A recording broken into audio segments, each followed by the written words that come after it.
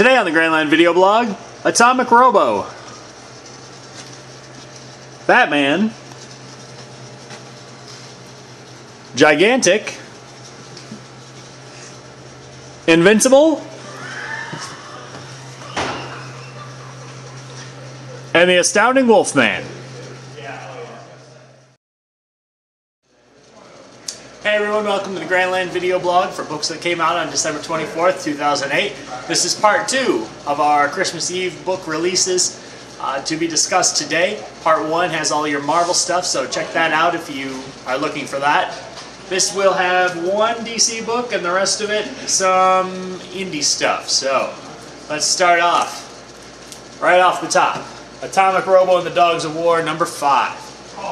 After reading number 4, I thought it seemed like it was an awfully convenient ending for a 5-issue miniseries to draw to a close at the end of issue 4. And essentially that's what it was. It was an ending that would have functioned just like any other writer would have liked it. However, issue 5 here deals with the fact that there was not an ending. There was still the big showdown to be had. And if it was anything like the first Atomic Robo series, we all kind of had an idea going in how the framing was going to go.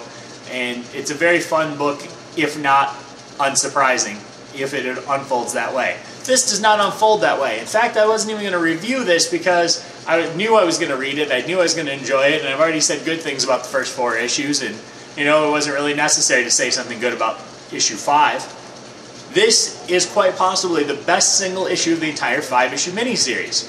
This is so well done, so well put together, it's a done-in-one. You don't need to know about the first 4 parts of a 5-part miniseries. That is amazing!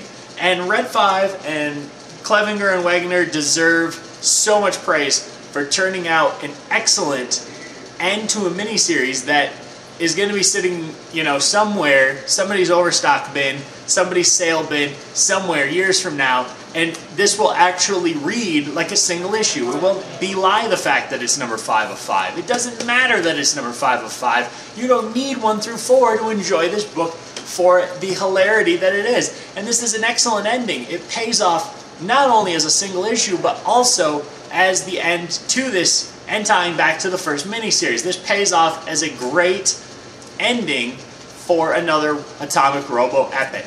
And again, I can't say enough good things about this book. This is great. If you've been watching the video blog and not reading this, I don't know why. Definitely find this. Do what you have to do. Order from someone online.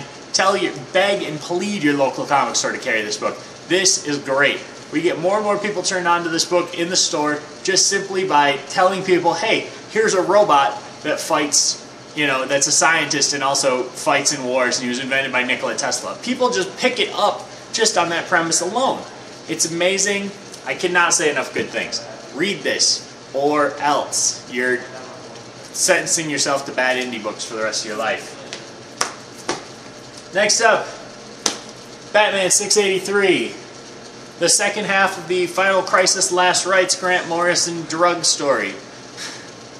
We're going on to Denny O'Neil, part 2 of Denny O'Neil next week. And then we get the 2 parts of Dini and Wynn, and then we get 2 parts of Alan Moore or Neil Gaiman. I'm sorry, not Alan Moore. Neil Gaiman and Andy Kubert, and then we'll go back to some Grant Morrison stuff after Battle for the Cowl. So this is for now Grant Morrison's bout. And from people that I've talked to that love Grant Morrison, this is a very fitting ending.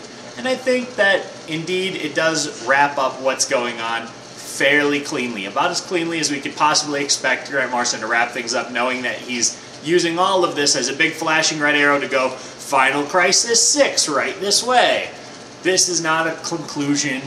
It's not the answer that we're looking for. We still don't have that answer. But again, Grant Morrison's being a smart writer, and us internet kids that are, you know, that need everything explained to us don't know what's going on with this book. Hey, I'm going to say this is all right. This is not bad. I still want things explained to me. That doesn't make me an idiot. It doesn't make me a child. I want to see an actual ending, because not explaining it, just throwing out an acid trip, does not actually constitute telling a story. So, with all that said, this is a very satisfying ending. I'm not as high on it as some people are. Some people truly believe Grant Morrison is the god of all comics and that everything positive needs to be said about it, but it's still alright. It's satisfying. It definitely ties with 682 very well. Between 682 and 683, it fits very nicely into a two-part story. It bookends. It does not pay off the hype of Batman R.I.P., but it is at least a satisfying two-part story about Batman. And I dropped it. Unintentionally, unlike part 1, if you saw part 1. Next up, Rick Remender's Gigantic, number 2. Boy, what a difference a single issue makes.